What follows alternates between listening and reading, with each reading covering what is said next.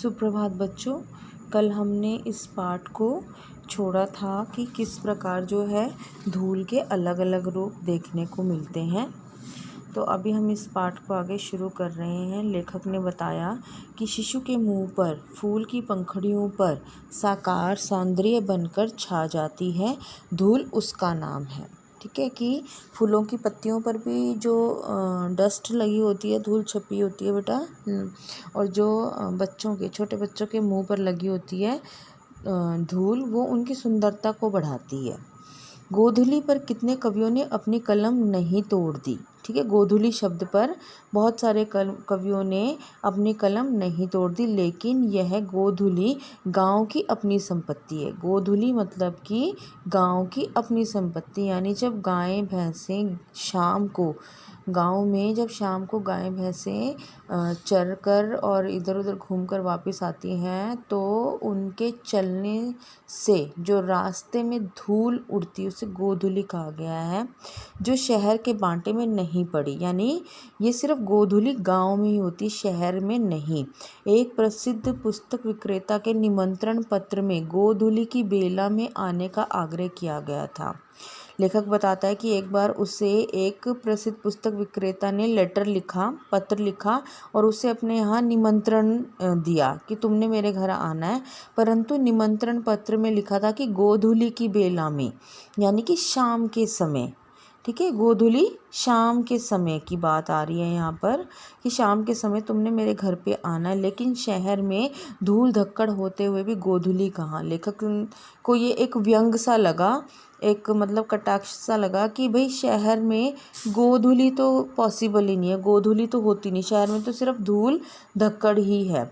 यह कविता की विडंबना थी और गांव में भी जिस धूली को कवि ने अमर किया है वह हाथी घोड़ों के पग संचालन से उत्पन्न होने वाली धूल नहीं है, वरन गोपालों के पदों की धूल है। लेखक कहता है कि ये तो कविता की विडंबना ही थी कि गोधूली की बेला में आना है। ठीक है, ये एक मजाक ही था।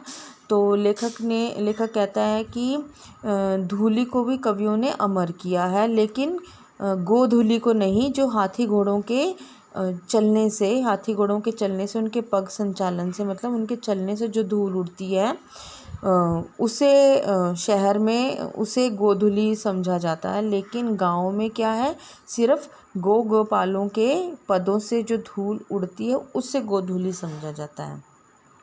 नीच को धूरी समान वेद वाक्य नहीं है, सती उसे माथे से, योद्धा उसे आँखों से लगाता है।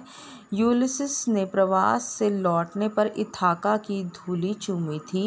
यूक्रेन के मुक्त होने पर एक लाल सैनिक ने उसी श्रद्धा से वहाँ भी धूल का स्पर्श किया था। श्रद्धा, भक्ति, स्नेह, इसकी चरम व्यंजना के लिए धूल से बढ़कर और कौन साधन है। यहाँ तक कि असूया आदि के लिए भी धूल छाड़ने आदि की क्रियाएं प्रचलित मानी जाती है। तो बेटा लेखक यहाँ पर जो है इस पैराग्राफ में धूल का महत्व बताते हुए कहते हैं कि जो सती है इसे माथे से और योद्धा इसे आँखों से लगाता है। ठीक है, और यूलिसिस एक योद्धा था जो कि विदेश से जब वो अपने देश में लौटा था तो उसने सबसे पहले इथाका की धूली चूमी थी। ठीक है, अब इथाका एक जगह का नाम है, ये बेटा यहाँ पर एक जगह का नाम है इथाका। और यूक्रेन के मुक्त होने पर एक सैनिक ने वहाँ की धूल का अत्यंत श्रद्धा से स्पर्श किया था। मतलब कि जब भी कोई आप यूँ कह सकते हैं कि जब कोई किसी मुश्किल टास्क पर विजय पा लेता है तो वो पहले मिट्टी को माथे से लगाता है कि यस, हमने ये काम कर दिया, हम इस काम में विजयी हुए हैं। ठीक है, तो लेकिन लेखक यहाँ पर एक बात और फिर बताना चाहता है बेटा कि जहाँ श्रद्धा, भक्ति, स्नेह की व्यंजना धूल से होती है, ठीक है, जहाँ पर अगर प्यार से धूल का नाम लिया जाता है, तो अगर गुस्से से अगर धूल का नाम ले तो वो कैसे मुहावरों में तब्दील हो जाता है। लाइक धूल चटाने, धूल झाड़ने आदि मुहावरों में धूल का प्रयोग किया जाता है। लेकिन जब घृणा की बात होती है और जब प्रेम की और श्रद्धा की बात होती है तो सिंपल हम धूल शब्द का इस्तेमाल करते हैं। धूल जीवन का यथार्थ व धूली उसकी कविता है। ठीक है, लेखक यहाँ बताना चाहता है कि जो धूल है वो जीवन का यथार्थ है और धूली उसकी कविता है। ठीक है, और ऐसे ही फिर लेखक ने बेटा बताया है कि जो धूली है वो छायावादी दर्शन है, यानी कि प्रकृति और जो सृष्टि के रहस्यों को अति गूढ़ भावों से मानती है। यानी कि प्रकृति और सृष्टि के जो रहस्य हैं, जो कि उसके सीक्रेट्स हैं, वो मतलब कि एक पर्टिकुलर सीक्रेट्स के लिए माना जाता है। ठीक है, तो लेखक कहता है कि जिसकी वास्तविकता संदिग्ध है, लेकिन जिस पर कि थोड़ा संदेह है, और धुरी लोक संस्कृति का नवीन जागरण है। धुरी जो है वो लोक संस्कृति का नया वर्जन आप जिसे कह सकते हैं। इन सब का रंग एक ही है, रूप में भिन्नता जो भी हो। मतलब कि धूल, धुली, धुरी और धुली और धुरी ये चारों एक ही हैं, लेकिन मीनिंग बेशक से थोड़े थोड़े अलग हो गए, लेकिन ये चारों एक हैं। मिट्टी काली, पीली, लाल तरह तरह की होती है, लेकिन धूल कहते ही शरद के धुले उजले बादलों का स्मरण आ जाता है। कि सर्दियों में जो बादल उजले दिखाई देते हैं, अगर हम धूल शब्द कहें तो वो उजले बादलों की छवि हमारे मन में आ जाती है। धूल के लिए श्वेत नाम का विशेषण अनावश्यक है, वह उसका सहज रंग है। हमारी देशभक्ति धूल को माथे से ना लगाएं तो कम से कम उस पर पैर तो रखें। लेखक कहता है कि हमारी देशभक्ति तो तभी पता चलेगी जब हम अपने देश में रहेंगे, ना कि हम विदेशों में जाकर बस जाएं। लेखक कहता है कि कम से कम अपने देश में रहो तो सही, अपनी मिट्टी पर पैर तो रखो। किसान के हाथ पैर मुंह पर छाई हुई है धूल हमारी सभ्यता से कहती है। ठीक है, कि जो किसान है बेटा वो फिर भी अगर इतनी मेहनत करता है और हम सब के लिए मेहनत करता है, उसके हाथों पैरों पर हमेशा धूल मिट्टी लगी रहती है, और वो हमारी सभ्यता यानी आज की जनरेशन से कहता है कि तुम कम से कम अपने देश में रुको, अपने देश की मिट्टी पर पैर तो रखो, ना कि विदेशों में जाकर बस जाओ। हम कांच को प्यार करते हैं, धूली भरे हीरे में धूल ही दिखाई देती है। यानी कि जो डायमंड है, ठीक है, वो कांच, लेखक ने उसे कांच बताया कि हम उसको प्यार करते हैं, लेकिन जो छोटे बच्चे के मुंह पे धूल होती है तो उसको वहाँ पर हम डस्ट देखते हैं कि भाई ये डस्ट लगी है तो इसको नहीं छूना, लेकिन डायमंड एक कांच का टुकड़ा जो है उसको हम इतना प्यार करते हैं।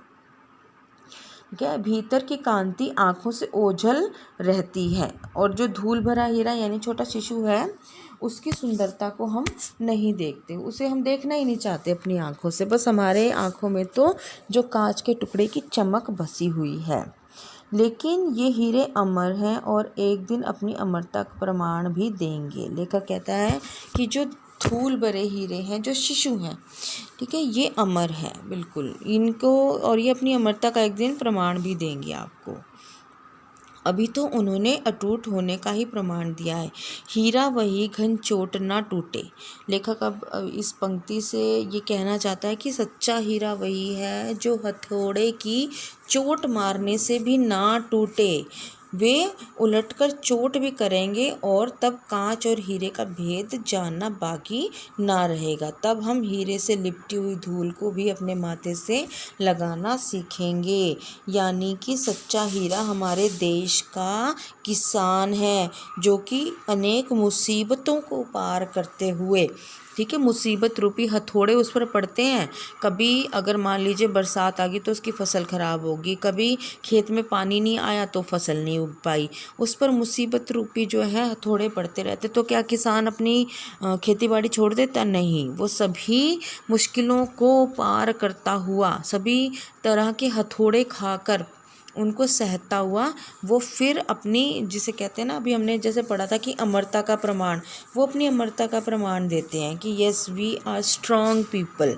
ठीक है, जितने मर्जी प्रॉब्लम्स आ जाएं, जितने मर्जी हमें मुसीबतों के हथौड़े पड़ते रहें, तो हम टूटेंगे नहीं। तो यहाँ इस पाठ में बेटा अंत में किसान को सच्चा हीरा बताया गया है, जो कि हम सभी के लिए दिन रात मेहनत करता है और धूल मिट्टी में सना रहता है और हम सब के लिए अनाज उगाता है और वो किसी भी मुसीबत से टूटता नहीं है। ठीक है बेटा, तो इस पाठ में हमने पढ़ा कि धूल का हमारे जीवन में क्या महत्व है। धन्यवाद।